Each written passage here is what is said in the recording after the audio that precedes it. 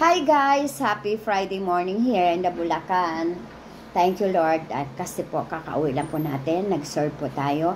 Lord, maraming salamat po sa araw na ito. Gabayan niyo po kami sa buong maghapon, lalo na pong aking mga mahal sa buhay.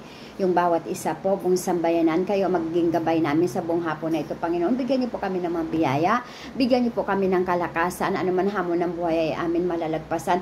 Lalo na po ngayon talagang sunod-sunod po yung bagyo guys. Mag-ingat, mag-ingat, mag-ingat po tayo.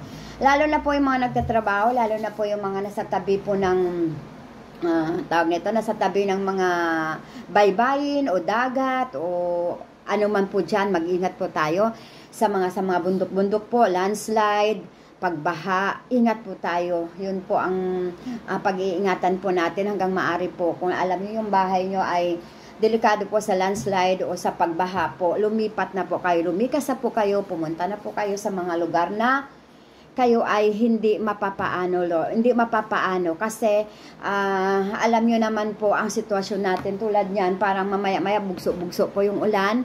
O balisa po yung mga nakaraang bagyo pero dumating po si Opong at ang sabi daw po nito ay pumasok na ito kagabi na wala po talagang tumigil ka na bagyo, pumunta ka na lang po, matunaw ka na lang, pumunta ka na lang sa dagat or what, something, kung saan ka po pumunta, umalis ka na, matunaw ka na, iwanan mo na po yung Pilipinas. Yun lang po, ingat po tayo guys, kasi po, ngayon uso na naman po yung sakit, ubo, sipon, lagnat po, ayan o si Rose, inuubo, yung lalamunan, masakit, kaya marami pa po, may mga sakit ngayon. Sis Vivian po, pagaling ka Sis Vivian, Sis Ning, parang nagkasakit din po yata.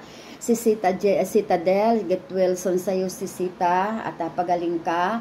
Sino pa ba? Basta marami ang may mga sakit ngayon. Ingat po tayo guys.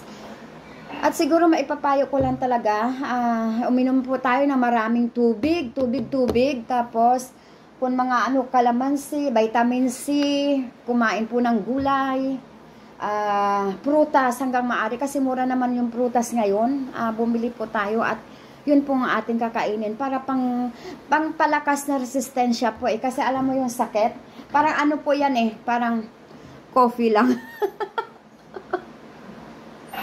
Coffee tayo guys. Parang coffee lang po talaga yung sakit kasi para bang siya, yung parang ngayon malakas ka, bukas may sakit ka na, para bang virus. Yun nga, sinasabi na ang virus ay madali po siya makuha kahit saan po yan kahit nasa bahay ka lang, kahit na yung manggagaling kayo sa labas.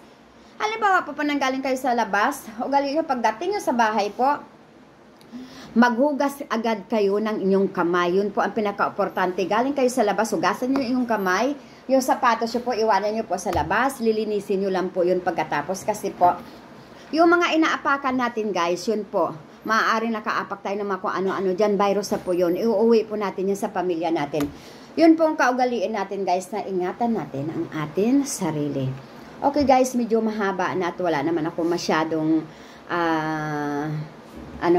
sasabihin. Yun lang po guys, ingat tayo sa bagyo, ingat tayo sa may mga sakit, maraming sakit ngayon, ingatan ang sarili, bagyo, ingat po, ganun-ganon. Yun lang po guys, sa buong maghapon, yun na po. Maraming salamat at salamat po sa mga nanonood po ng ating video. At yan po si Rose, binuburokoy na po ng ubo. Maraming salamat po sa inyo, sa mga nanonood. Hindi ko man kayo kilala, taos sa puso ko ang pasasalamat sa inyo. Maraming salamat po. God bless you all.